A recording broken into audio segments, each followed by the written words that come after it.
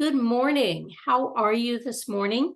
Welcome to the Inclusive Leadership in a Virtual World Facilitator interview series. My name is Susan Schwartz with the BIRCH Group, and I work with expert professionals who are becoming excellent leaders.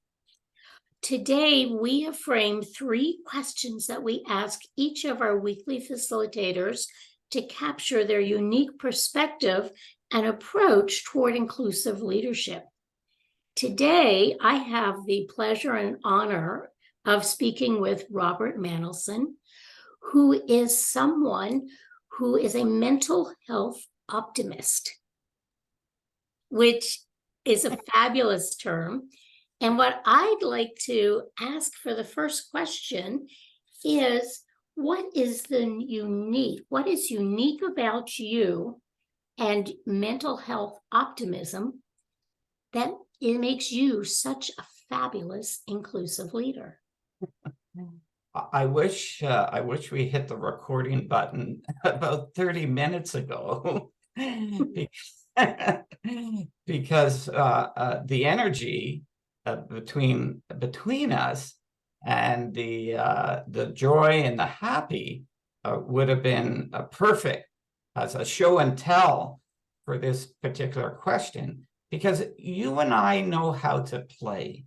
We love to play, you and I. We love Yes, we do. We have a great time. Yes, and I, my life has been directed by the idea that we need more play in our lives. So, come back to the question. Repeat the question one more time. Okay.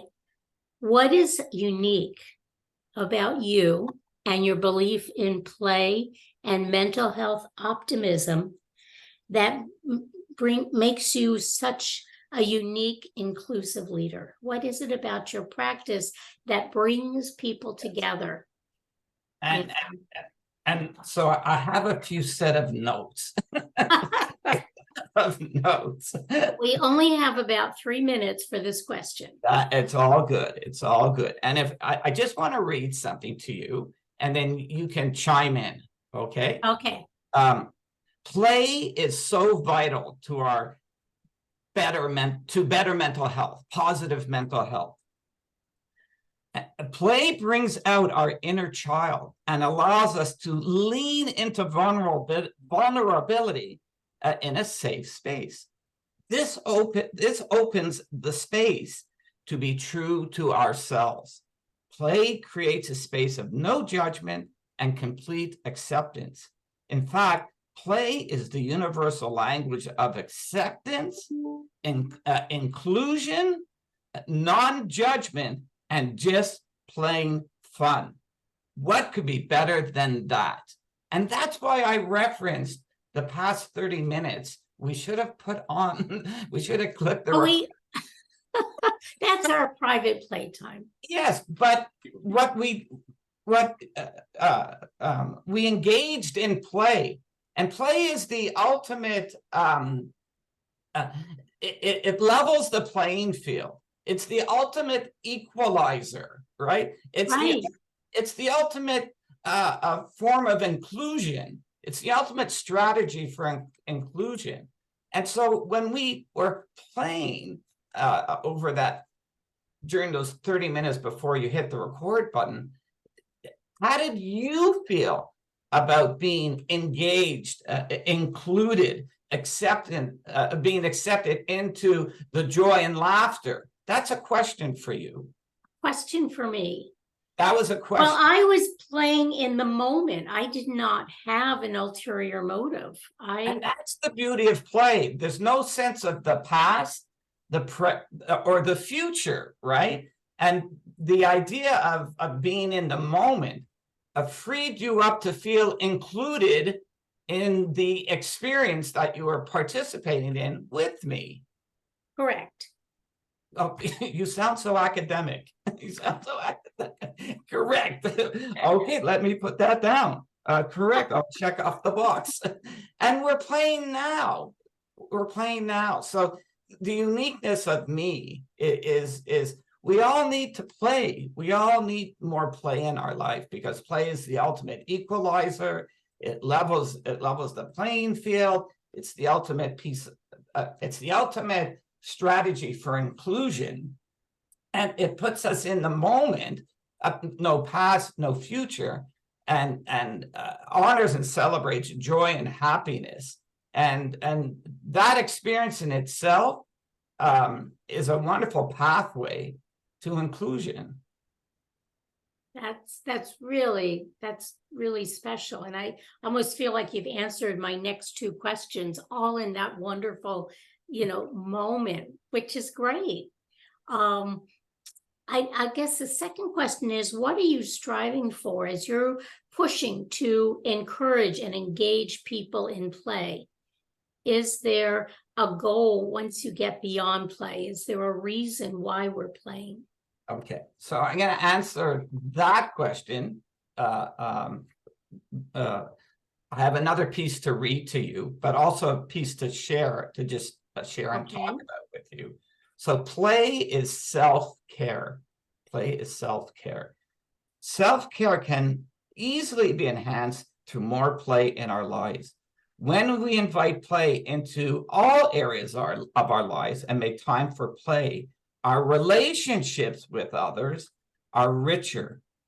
Productivity at work improves, and positivity in our everyday approach to life suddenly makes its presence known.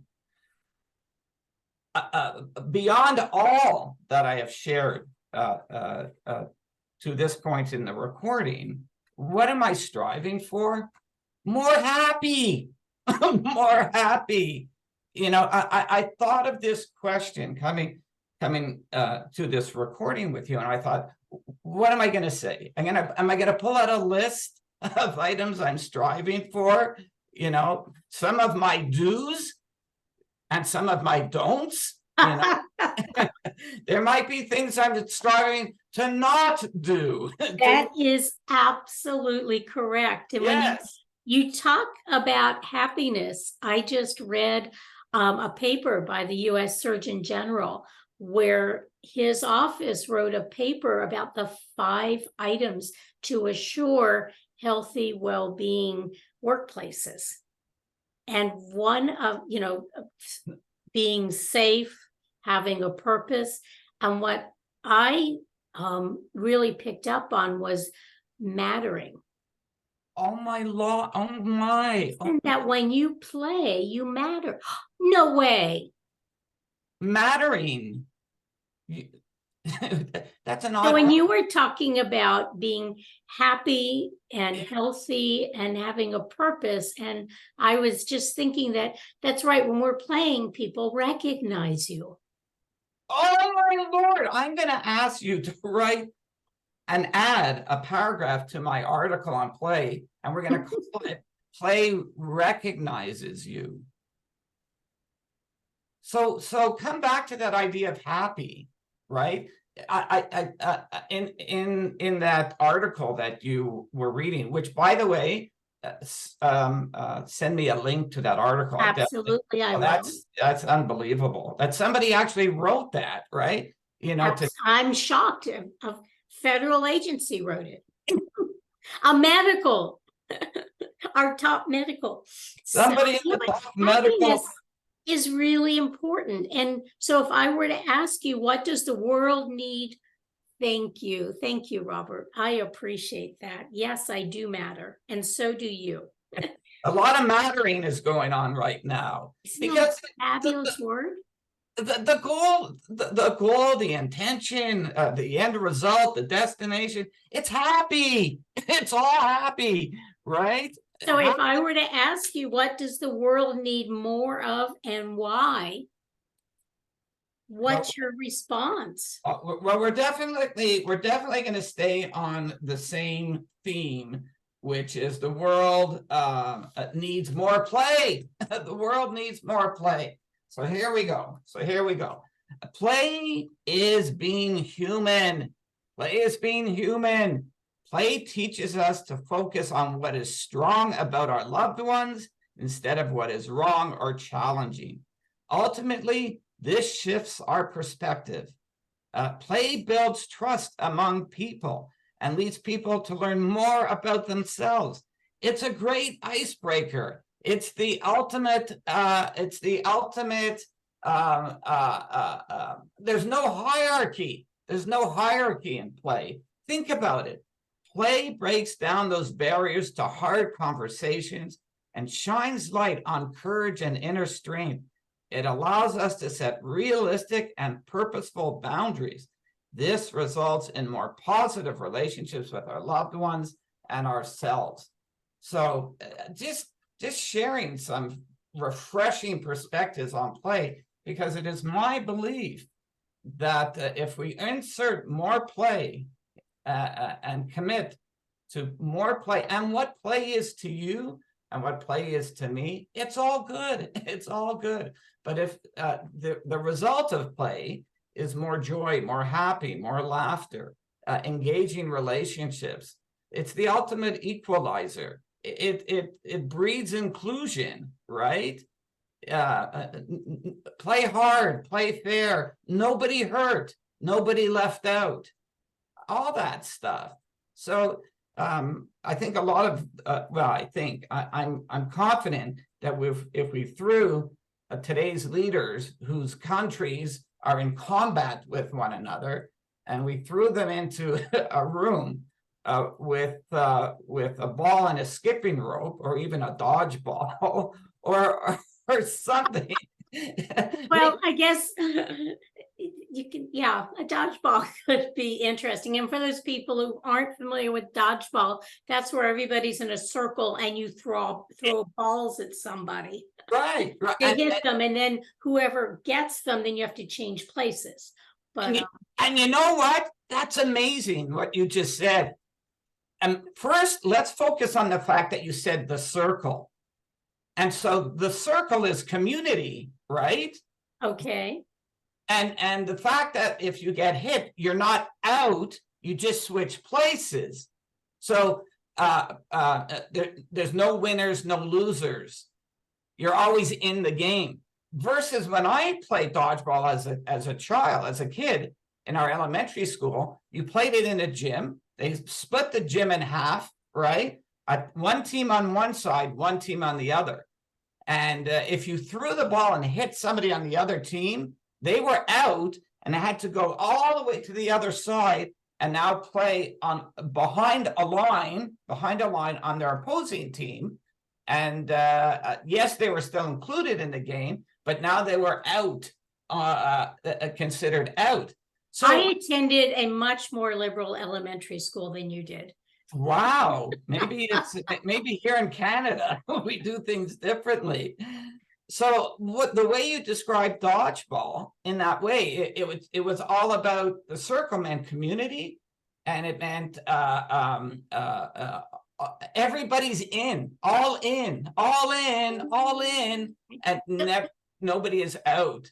And that's why I say if we throw leaders in conflict with one another into the sandbox and ask them to bring their pail and shovel and build a sandcastle together, Well, and I think, that's what play lets us do. It lets us, like you said, level the playing field, bring everybody back to the commonality that 2- and 4-year-olds don't know their differences. They sit in a sandbox and they say, let's build a castle.